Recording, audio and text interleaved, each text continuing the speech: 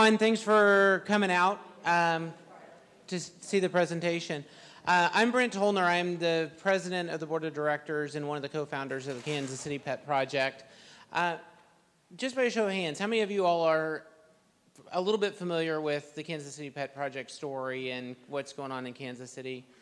Handful of you, most of you not. Okay, well that's good. We'll kind of walk you through sort of our story and our little journey to no-kill success here. If I can hit the right button. Oh, come on. There we go. So what we're going to talk about, we're going to talk about a little bit about the KC Pet Project story. I'm going to do a little bit of a math thing. I know math's a little tedious. I tried to make it a little bit fun, but I think philosophically there are a couple of math equations that I think are going to be really fun and important. I want to talk a little bit about the things that I feel like we've done right in our journey to no-kill success, and then I think there are a couple of things I want to talk about as key lessons, things that, frankly, I wish somebody would have told us 4 years ago when we started getting into this process to expect, because it would have saved us a lot of heartache along the way. Here's our shelter, the beautiful Kansas City Pet Project, the Kansas City, Missouri Animal Shelter. The shelter is about 14,000 square feet. We serve 10,000 animals a year, so obviously size is a disadvantage for us. A couple things you really need to know about this. This is a 40-year-old building, obviously designed in an era of catch and kill. Right behind me when I'm standing here in the parking lot, this picture was taken our first day, so January of 2012. And I think everything being dead, because it's winter in Kansas City, but I think it was really symbolic of what we inherited when we took over. Right behind me on this is a creek that floods. So the big 20-foot hill that you have to walk up to get to our shelter is because the shelter was built on a floodplain. And so they had to build it up to keep the animals from being flooded. Right behind that creek is a former city landfill that you have to drive by in order to get to the shelter. Up on top of the hill back behind is a former state penitentiary. But I paint the picture because it very much gives you the image and the feel and the aura of what this shelter was designed to do in 1971, which was dispose of the trash. And that is what we inherited, and that's indeed what the city was doing up until 2007. In 2007, we had about 11,000 intake at the shelter. There are 2,200 that were adopted or transferred to rescue groups. Most of those were transfers, but they had them all grouped into one category. About 1,400 RTOs, about 7,000 killed for a 38% live release rate. It was really, really a horrible place, and with no desire to get better at all.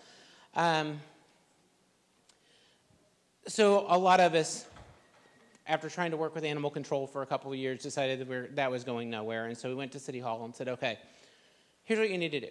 You all are never going to fund animal control to the appropriate level to actually save lives. And if they're going to choose between budgets and where to spend the money, they're always going to spend it on the enforcement side of things versus the sheltering side of things.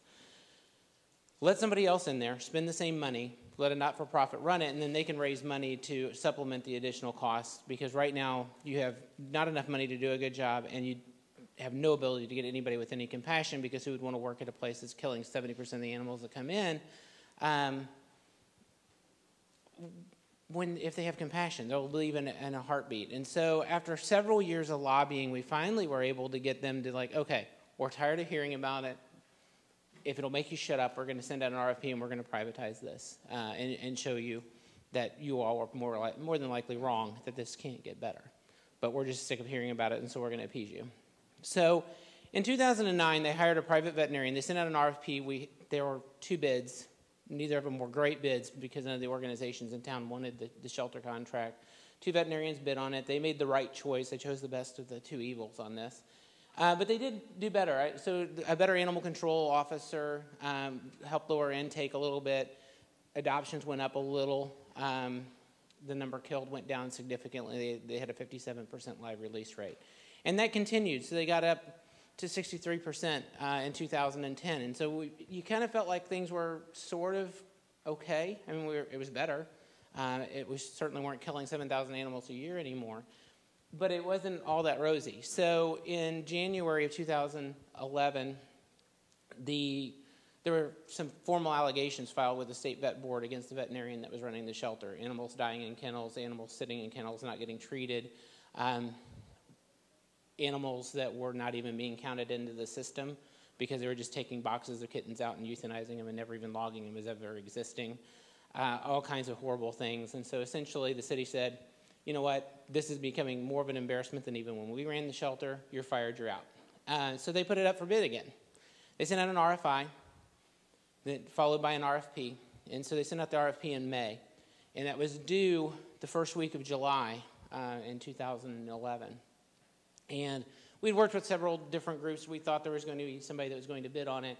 And then when push came to shove, and we have some wealthy animal welfare organizations in the Kansas City area that could have taken this on and done a pretty good job, I think.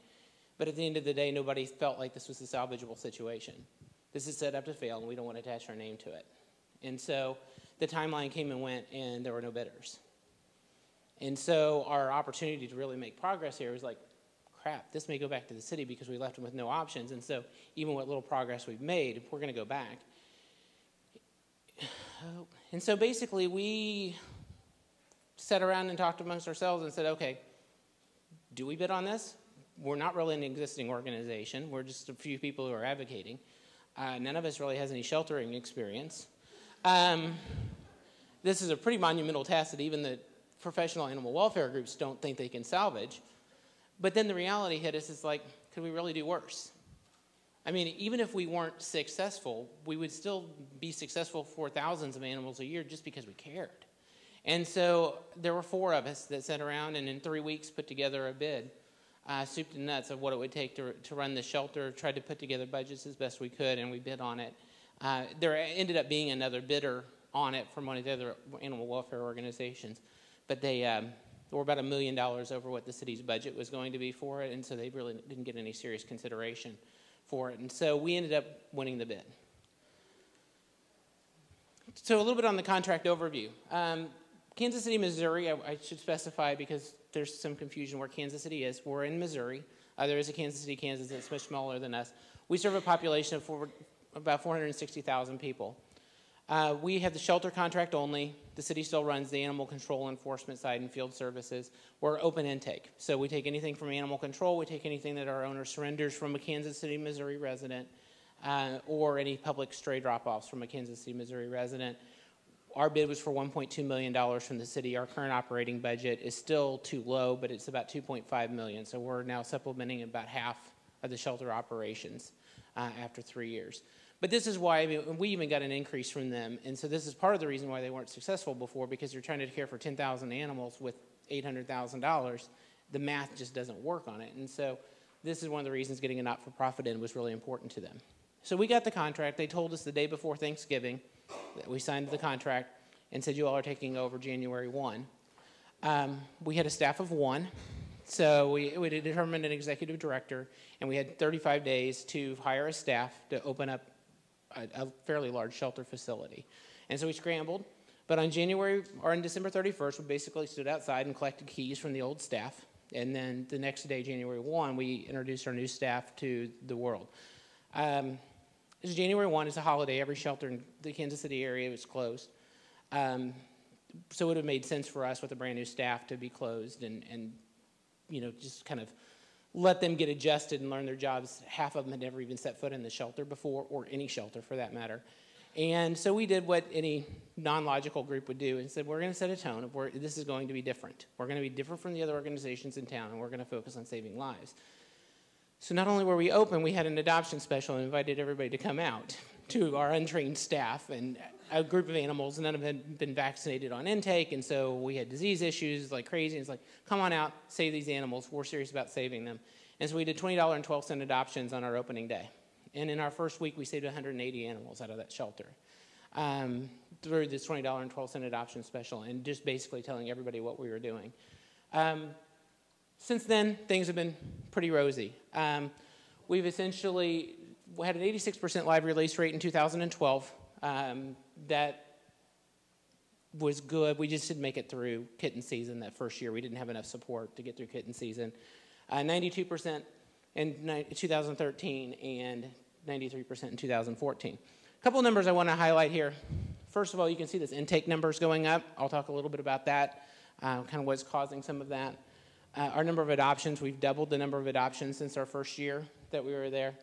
Our number of transferred to other groups, so our reliance on rescue community has gone down over time. So we're pretty proud of the success that we've had in moving things forward. Thank you.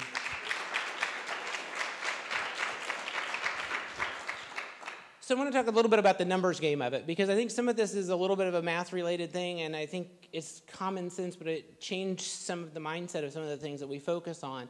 And I think the limitations of our current facility changed this, and some of the language that we use as a movement, I think, plays into this a little bit. So two things that I want to talk about. One is that no-kill simple math. And this makes sense, but the number of animals leaving safely has to equal the number coming in an open admission shelter. If that's not happening, no matter how big your shelter is, how nice a facility is, at some point it's going to be full and you're going to be in trouble. So that number has to equal out. The reason I think this is really important, and it really changed our mindset, is like we call this movement a no-kill movement.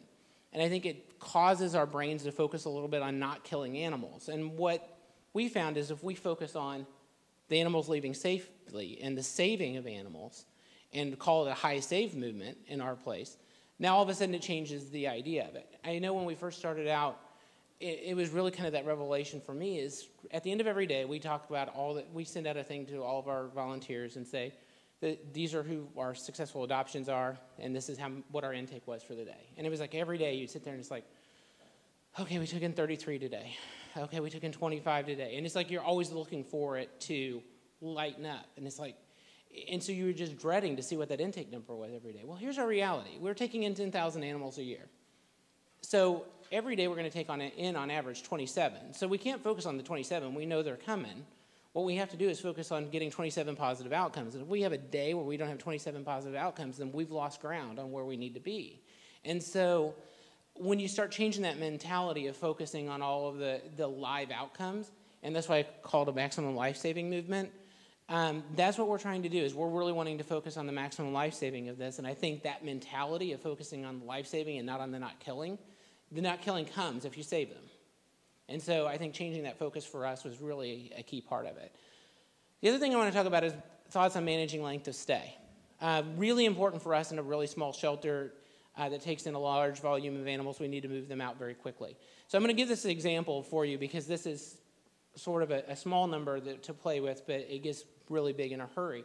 So let's say you have this little shelter, you've got 5 kennels, and your average length of stay is 30 days. So that means every month you can keep 5 dogs in those 5 kennels, and that your shelter capacity is 5 per month.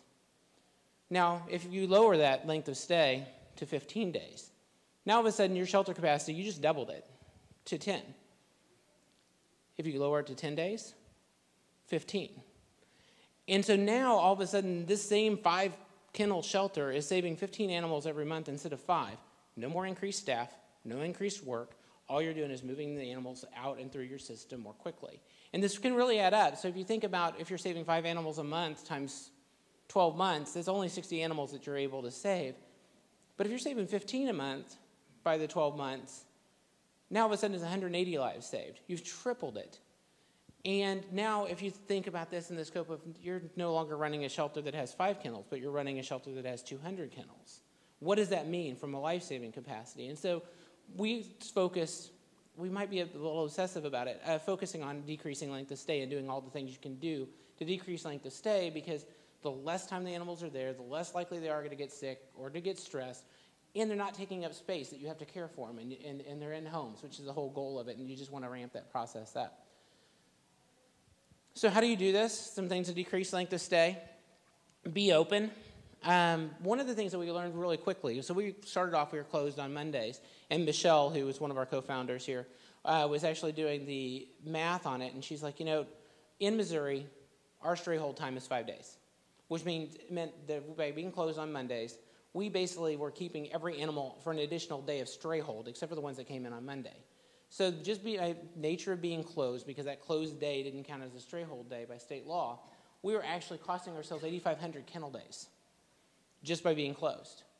It didn't matter if nobody even came on a Monday. We were saving ourselves time and space by getting animals up for adoption more quickly. Increasing adoption traffic, obviously that's really important. You do that through marketing and community partnership. We'll talk a little bit more about that. Embracing open adoptions. I'll talk a little bit about this too, but if you're not embracing open adoption policies and people are routinely coming to your shelter to adopt animals and you're turning them away, you're not embracing it, and you're costing animals more time in your shelter than they need to be there. Increasing RTOs is really important. Obviously, that's the only way an animal is going to leave our shelter before 5 days are up is through a return to owner. And so return to owner happens on average of 2.5 to 3 days. Adoptions will happen on an average of 7 to 8 at our shelter. So increasing return to owners will get them out more quickly. Getting animals altered and ready to go instead of bringing them in, letting somebody adopt them and say, okay, now we're going to have to hold them for a couple days. I'm sorry, I'm in your way. But they, if you're waiting for them to be adopted, and then it's like, okay, then you'll have to come back. Today it's Tuesday, and you have to come back on Friday to pick up your pet after it's been adopted. That's 3 days that the dog has a home that you're keeping it in your kennel.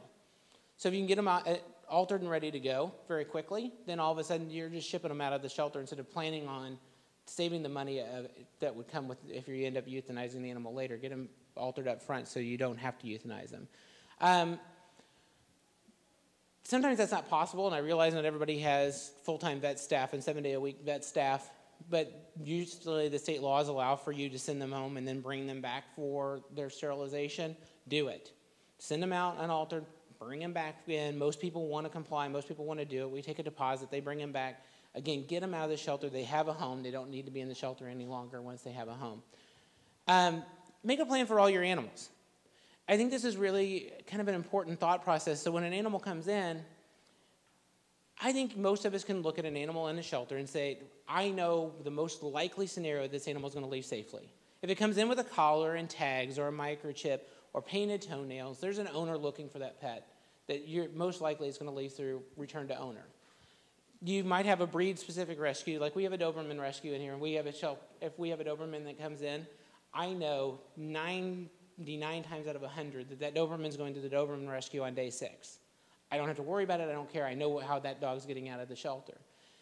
And then I also know which ones we have a lot of adopters for. And so it's like, oh, I have a purebred Yorkie. If the owner doesn't come looking for it, that's okay, because on day 6 it's going to be adopted because it's a high-demand dog in our area. And so I think when you look at them, you start developing tracks for how you expect the animal to get out of the shelter and how they're going to get out safely. And so the faster you can sort of track them of how they're going to do, and then you're going to have something that's like, I don't really know what I'm going to do with this, but that's what I need to focus my energy on, is finding a solution for this particular pet. And so make a plan in advance of sort of how you expect the positive outcome to come through. Not this dog's been sitting in our shelter for 30 days, now we're really full. What do I do with this pet? You should have already know what the game plan is for that pet and how it's going to leave your shelter.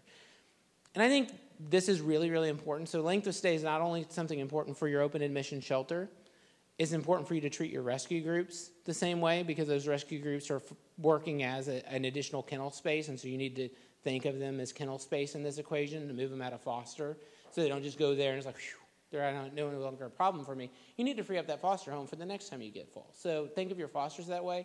And if you're a rescue group and your goal is to try to help your community become no-kill and you're trying to help your local shelter, this applies to you too. So if animals are moving slowly through your system as a rescue group, you're probably not moving them as quickly as you could to be able to pull more animals into your organization. Things we've done well. So there are a lot of things on here that I think are really important, that there are whole hour-long presentations, 2-hour-long presentations that people can focus on here.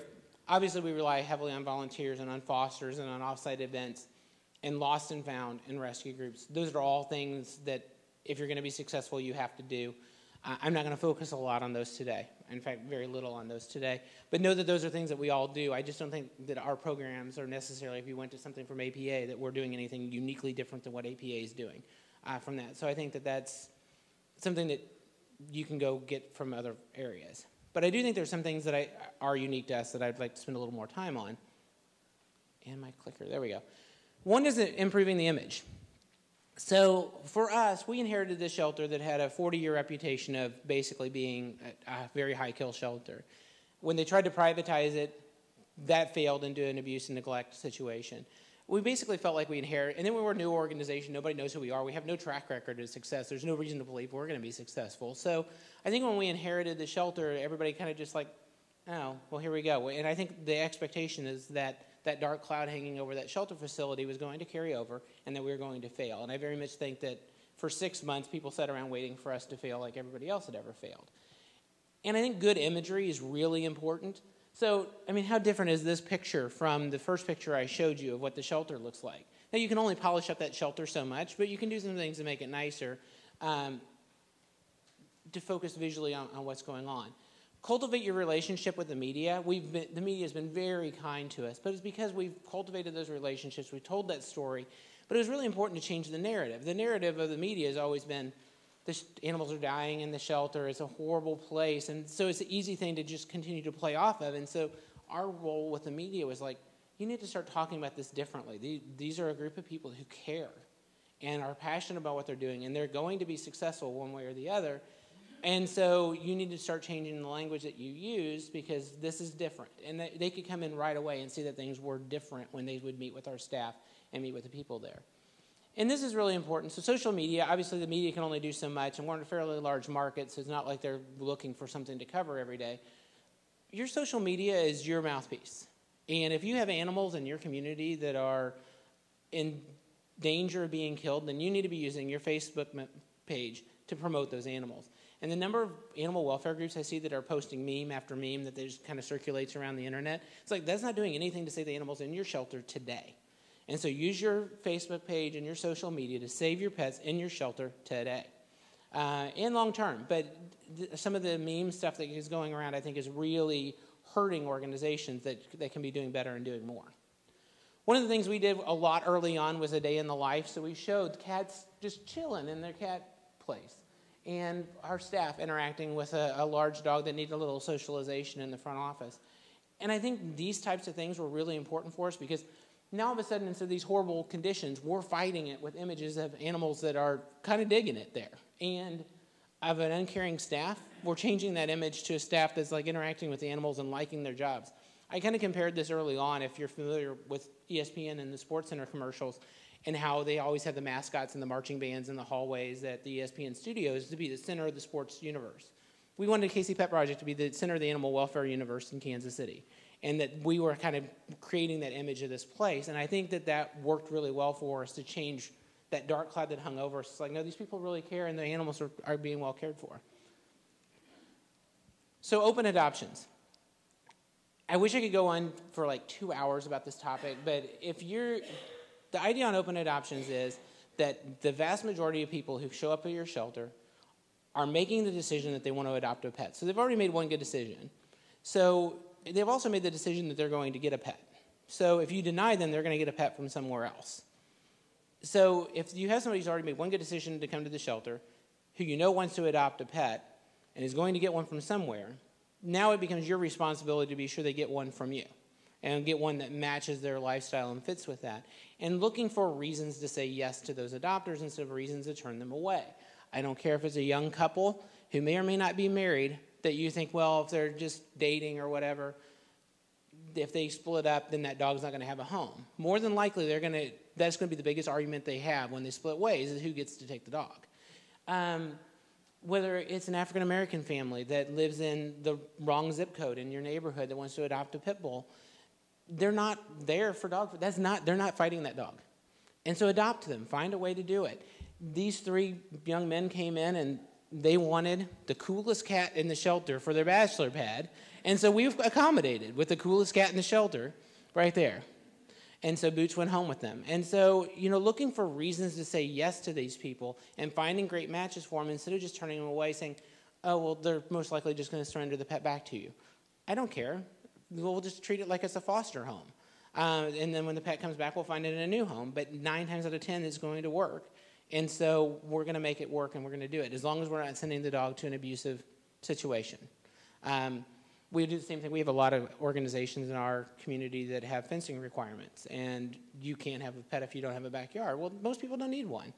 Some people want a running companion or just to hang out on the porch with or whatever, so it's an easy workaround. And so we post a lot of adoption pictures too. So this was the single biggest backlash that we got when we started doing open adoptions were all the horrible adoptions that we're doing. And so we posted just tons of pictures of adopters early on. Like, you know, these aren't going to horrible homes. These are great homes for people to go, for the dogs to go to. And so it just became a way of us overcoming that, again, with great imagery of people.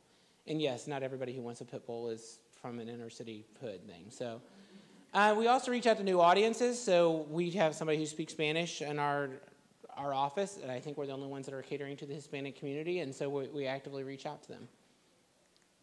Put your Adoptable's best foot forward. So, you know, think of their online profile as your dating profile. You want the best picture imaginable up there and the best description of them available. And so one of the things we did early on was we reached out to a professional photographer, a friend of ours, who reached out to the professional photography community and said, we want somebody to take good pictures. Who's willing to volunteer? We now have 9 professional photographers that rotate in and take our pictures for us. And I think when you start looking at the pictures that we have, they help sell themselves. And it helps sell the animals that we have and helps them move out very quickly. For example, I mean, some of the dogs on this page. Agatha up here had spent a long time with us, and so we finally posted a picture of her on a cute little hat in a car that she was ready to go home. She just needed somebody to take her there. And we had somebody that drove 3 hours to come to adopt Agatha from us. This little picture of Ollie down here in the lower right. Again, a little pit bull that has the potential to be in our shelter for a really long time got adopted the day that picture got posted up there on our webpage. So, and that picture of Zola up on the upper right was, I mean, she got adopted the first day she was available for adoption based on that photo. So the photos can make a huge difference. You can also capture a lot of personality in a photo. So if you have a dog that likes to play with the ball and play fetch, share the story. I mean, that picture right there, Fanny, if you want a dog that's going to play with the ball in your backyard, Fanny's your dog. And there are people who want that. And so you can kind of tell that story with it. And if you just want kind of a goofball that's going to run around, that's fine. If you want a dog that's going to lay out and want belly rubs, Yona's your dog. So it's a way of being able to tell the story very quickly and getting people out there for the dogs based on their personality. And you can do it well with photography. Cats are the same way. Don't forget about your cats because people come in based on cuteness of cat pictures. I think you can also share a lot of personality with your cats and playfulness and that sort of thing. So I think that's a really important thing to not forget. Treating illness, I'm not going to go into a lot of this because I'm not a veterinarian and I'm not qualified to, but we treat a lot of stuff in our little shelter, even though we have very limited quarantine space, mange, amputations, ringworm, FELV, FIV, Parvo, kennel cough, you name it, we probably treat it at our shelter. One other thing that we've done a lot is repurposing space. So, like here's one of our 3 offices that we have left in our shelter. But we have a bank of 6 cat kennels in the office because they're going to share animal housing with it because we don't have a lot of cat space. In fact, the way the shelter was designed, the cat housing area was actually in the same housing area as the dogs. And so we've had to clean out 2 offices to move catteries into former office space. So the ventilation's not ideal, but we've been able to make those offices into cat housing space to get them away from the dogs, which is dumb. And then we've also moved some of them into some of our offices. We also have a bank of offices here, in our hallway. The fire marshal loves this one. But, you know, again, we just don't have office space, and we're using what space we have for animal housing, and sometimes the humans kind of get left out in the hallway. But it's one of the things that we're having to do right now because of the limitations in our shelter. But don't think just because you have a space that's designed for this that it can't be used for something else. And in fact, one example is our Parvo Ward. So we didn't treat Parvo right away. It's not where you start in your life-saving journey. But about 10 months in, we got these 2 puppies that came in. And we had our director of operations was officing in a former locker room. It's kind of a locker room / bathroom, which is already ridiculous enough in itself. But these dogs came in, and she just looked at him, and she's like, you know what? We're not going to put you down today. And she went into our office, threw everything out in the hallway, which is why the offices are still in the hallway, and moved a bank of kennels in there and put them in there and started a Parvo Ward because she knew that was one of the places that we had water access that was going to be important. And so she's like, I'm going to save you today, and repurposed her office, which was an old locker room, into a Parvo Ward that we've now saved 200 Parvo dogs out of in the last 2 years. So if your shelter director is telling you that they don't have the space for that, find a way that they can do it, because it can usually be done. Shelter enrichment, playgroups. Did anybody go to Michael Caviani's thing this morning? Okay, the playgroup program is amazing. I can't speak highly enough about it. So we have a small shelter that our dogs are routinely, they're in small kennels. They face each other. They're about 4 feet away, facing each other all day long. It's the most highly aroused shelter I've ever been into. Great, we get to inherit that. So one of the things that we've been able to do, the playgroups has been amazing for us. I'm going to show a really quick video on the playgroups because I think it's just been an amazing program for us.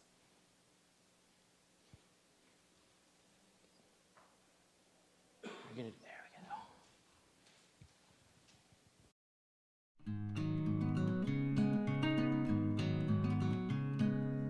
KC Pet Project's mission is to stop the killing of healthy and treatable adoptable pets in Kansas City, Missouri by offering the most effective policies and innovative policies as far as animal sheltering goes. We invited Amy Sadler here last April in 2013 to teach us how to do playgroups, and we've been doing them every day since. It's everybody working as a group to understand dog behavior first and foremost, and then what playgroups do and what training does for their stress levels here.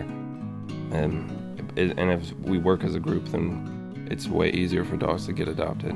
We get nearly 100 dogs out in playgroups every day, teaching them to be social, teaching them how to play, teaching them how to be adoptable pets. Well, our adoption rate automatically went up as soon as we started doing playgroups. Before we had the playgroups, before we had the play yards, we would just have to depend on just a personal one-on-one interaction with them outside of a play yard. They would be on a leash, so it wasn't the most effective way for a dog to meet a new family or for volunteers to interact with the dogs. A 20-minute walk, a lot of times dogs come back dragging their volunteer walker, but take them down into playgroup and they actually go back to their cages physically and mentally tired.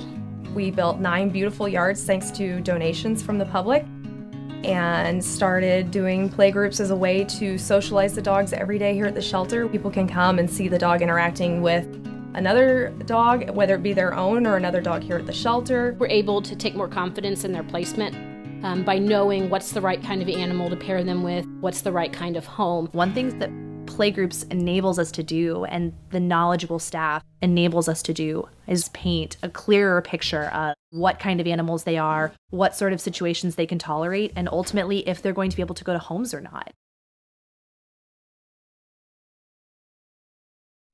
We are really blessed to have such a great playgroup coordinator. I think there's a lot of skills that you can teach someone, but our coordinator has a tremendous amount of innate talent.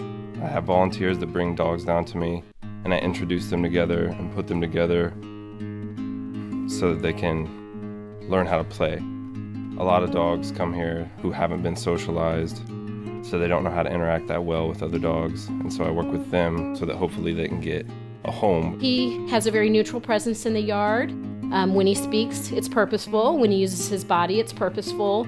And otherwise, he's there and he stays tremendously focused on the animal. I've seen a lot of dogs be brought here for dog aggression, and we've put them into the group, and it wasn't dog aggression. It was that they were too high energy, or they looked reactive on leash or behind a barrier, but then once you put them in the group, they were like, oh, this is great. It's been a wonderful opportunity for us to disprove a lot of the myths about some of the muscly, blocky head bully breed types.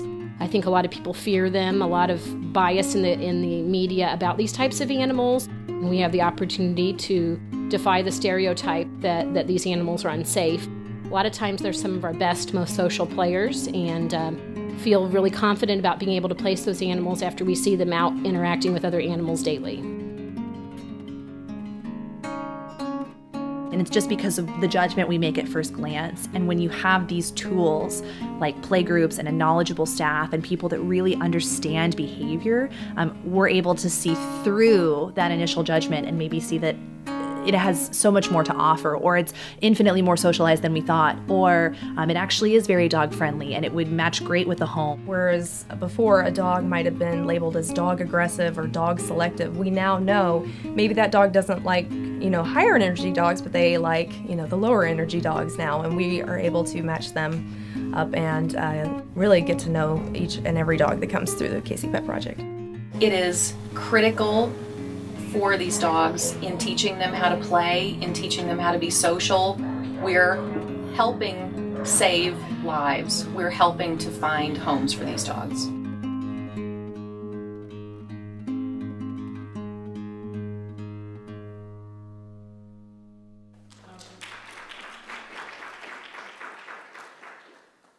Thanks, and that also shows the value and power of somebody from the community with great video shooting skills too, to be able to put that together. So this is a picture we sent to Amy Sadler after her week with us of all the dogs crashed out in their kennel as we were walking through. What a difference it makes for us. We also opened a retail adoption center. So our shelter obviously was in an out of the way location, and it's really small and not really terribly inviting. We found basically a retail center that had expanded greatly in 2008. Then the recession hit and they hadn't filled up the space, and so we started having the conversation with them of like, hey, what would you like to have a pet adoption center there? And so we opened this up in November of 2012. We're doing about 1,500 adoptions that are mostly incremental adoptions every year out of this facility. And we're moving animals out of that in a way that we would never be able to do just doing off-site events. And so I can't speak highly enough. We're getting this at about 25% of what the normal retail rate would be because it would otherwise be sitting empty. They found out that we are now doing more promotion for their space than the other retailer is, and that we are a destination center for them, and so they love us there. We actually expanded this. It's now 4,000 square feet instead of 2,000 square feet from a satellite adoption center. We liked it so much we did it again, and this one's a permanent adoption center inside a Petco store. It's in yet another part of Kansas City that we, again, are just doing everything we can do to do the highest volume adoptions we can possibly do. I also think it's important to celebrate success. You're going to get a fair amount of criticism, and it's going to be really hard for your staff, and so celebrating your successful moments. So this is the first year when we did the ASPCA Mega Matchathon, so our staff was really tired. But they did 145 adoptions in 3 days out of the facility, and that was great. So you've got 145 and a list of all the dogs and cats that were adopted. We celebrate success a lot at our shelter. So this is the second year that we did the ASPCA Mega Matchathon, and everybody hanging out at the kennels. So it's pretty fun. That picture got shared everywhere. And you can see our playgroup coordinator is snow skiing or something up there, so it's awesome.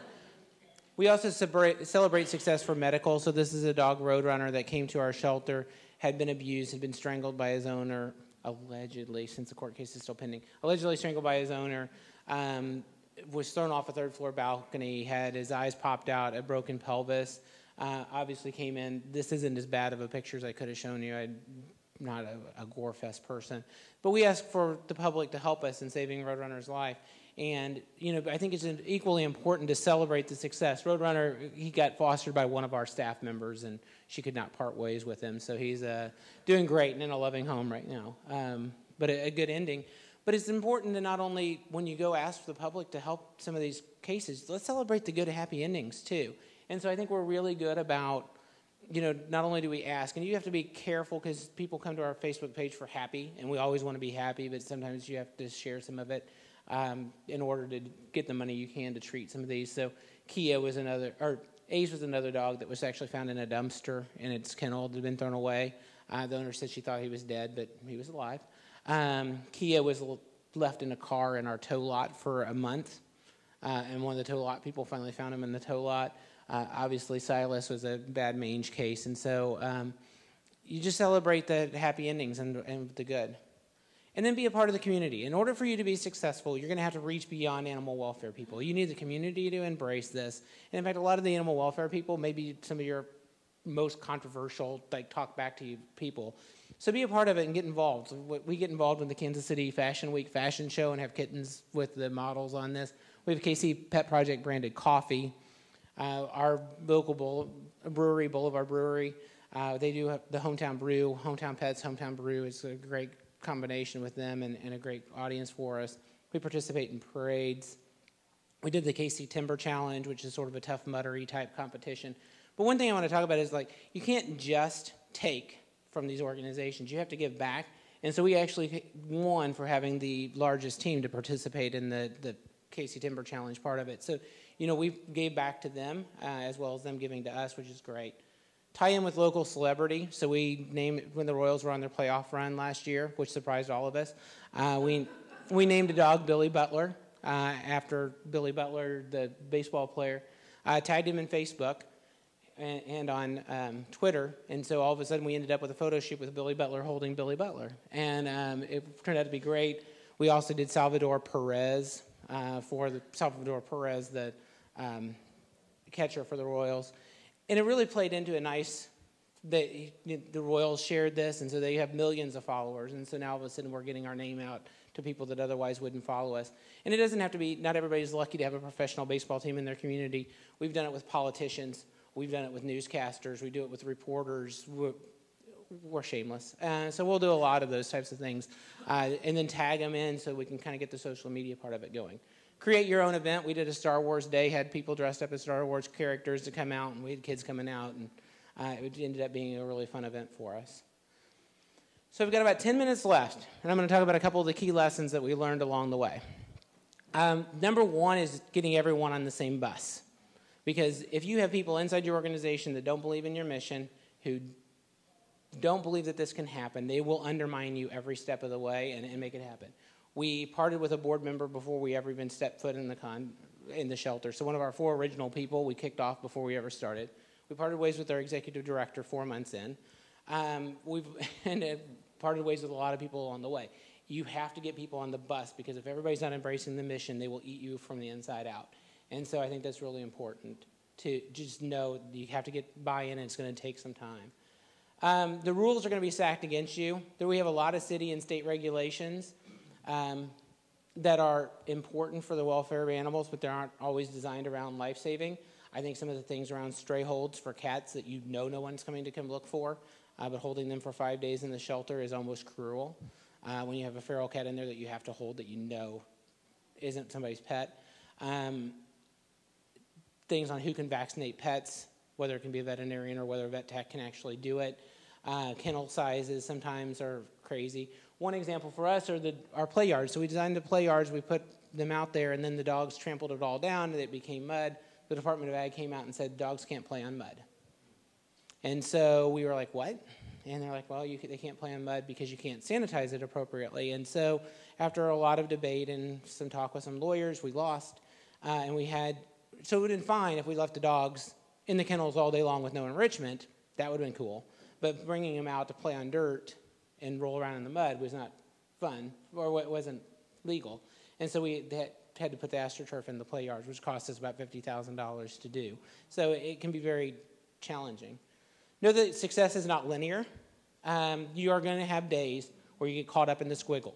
And I think I started off thinking that we're going to have this program, and then we're going to add this program, and we're going to add this program, and we're going to get there. And then all of a sudden it's like, that's not how this works. I kind of talk about it as like shelter whack-a-mole. It's like you feel like you get one problem solved, and then you go to work on the other problem, and then that mole pops back up a little bit. So just know that that's something you're going to have to expect. You're going to have to fix some of the same problems over and over again. It's part of the deal. High staff turnover.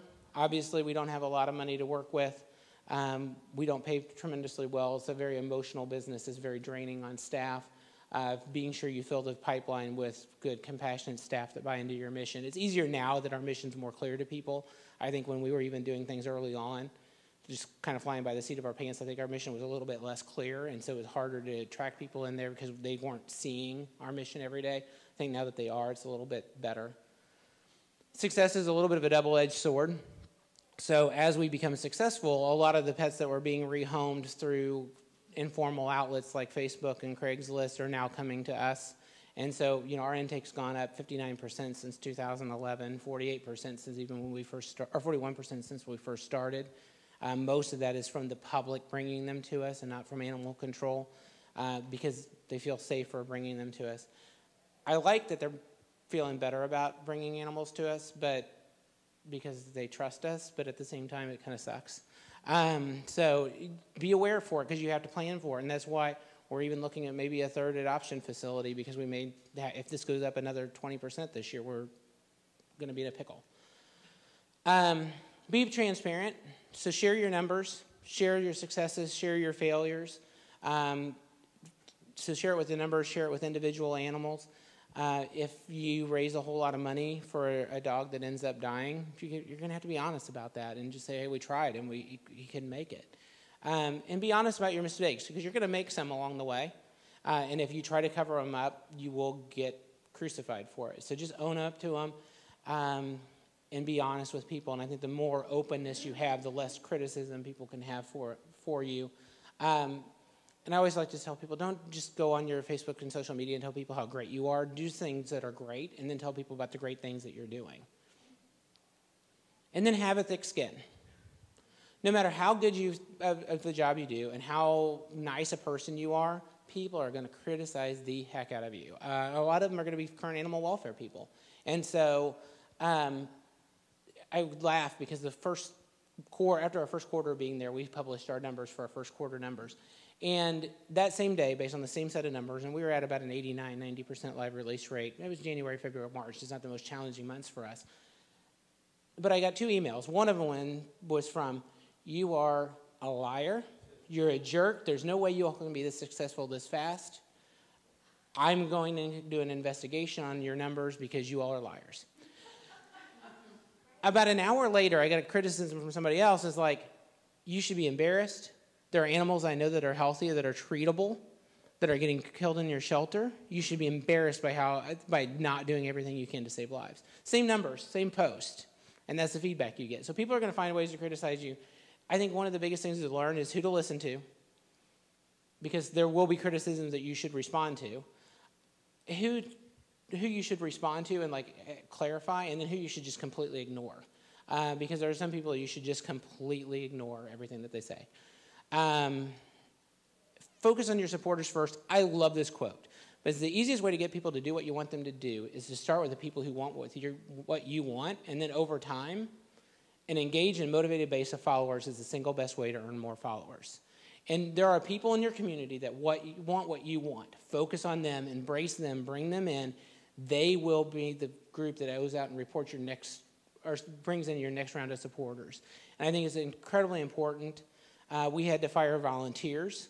You know, when you have 20 volunteers, but one of them didn't get the mission, it's really hard to fire 5% of your volunteer base. But we had to, because they were eating us in. And so it's one of those things that you have to do. Because on top of this, I love this one from Casey Stengel too. It's like the secret to managing is to keep the guys who hate you away from the guys who are undecided. So I think early on there were a lot of people who were undecided about what we were and what we are. And the people who hated us, we had to keep them completely out of the things so that they didn't spoil the people who were still a little undecided. And I think that was one of the things that we did a lot on. So I've got, 3 minutes left, and I've got a 4-minute video. Are you all going to be cool with that? All right.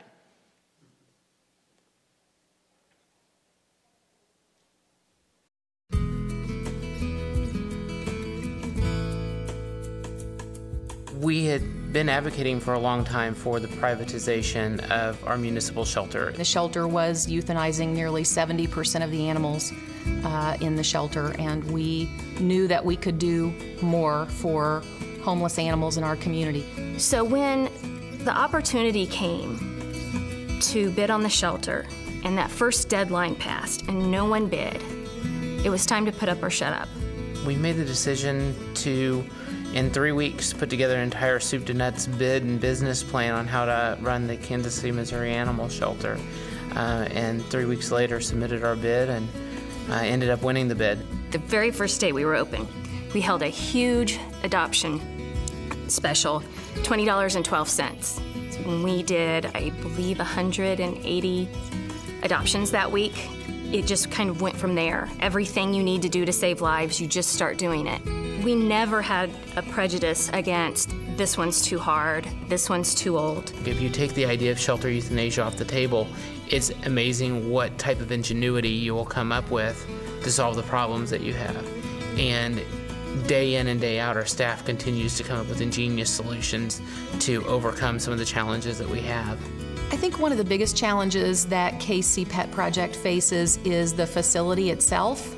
We operate out of a shelter that was built in 1972. It's probably 3 times too small. With our shelter setup, you know, there's hurdles we have to overcome every day, and we just have to keep overcoming them. We have to find a solution for each of them. We can't use an excuse because it costs lives. There's nothing that we're doing that hasn't been done somewhere before. It's sort of trying to pull together all the best practices from around the country and implementing them all in one shelter environment. KC Pet Project goes above and beyond what a lot of other shelters do for dogs like Remington that either have medical issues or behavioral issues. The cats have never had it better in that shelter. Before we took over the shelter, a feral cat had never left the shelter alive. When we took over, we started a barn cat program, and they get to live. For neonatal kittens, those never left the shelter alive. So we started fostering out kittens. They could be fed bottles if they were too young. If they were old enough, they would go live in someone's home until they had a chance to be adopted. One of the things that we did to save lives was create a Parvo Ward. We used an old bathroom, and that is now our Parvo Ward. We've ran over 100 puppies through there. We have about an 80% save rate, which is extremely high. I think playgroups have made such a difference in the lives of our dogs. Almost every dog has an opportunity to go out into our new play yards and have an opportunity to play with other dogs. Dogs are social creatures and enjoy the company of other dogs. We are an open admission shelter, and so with that, it becomes a little bit of a numbers game. You know, we take in about 8,000 animals a year, so we know on average we're going to bring in about 23 animals every single day. And so with that in mind, you have to create 23 positive outcomes every single day to make room for the 23 that are coming in. Satellite adoption centers, such as our Zona Rosa Pet Adoption Center and now our new Pet Adoption Center in Petco store, are truly life-saving centers for us. I wouldn't be shocked if a llama walked in and they'd take it into the pet project. They obviously take in animals that can't fend for themselves, and they want to try to put them with people in homes that, you know, will appreciate them and fall in love with one another, as we have in our house. It's so fantastic to see them go into their forever homes and to go home with families that love them as much as we have come to love them. It is something that changes people's lives. Adopting an animal from your local shelter will change your life and their life. It's an incredibly fulfilling experience to see all the lives that are being saved every day when I go to work.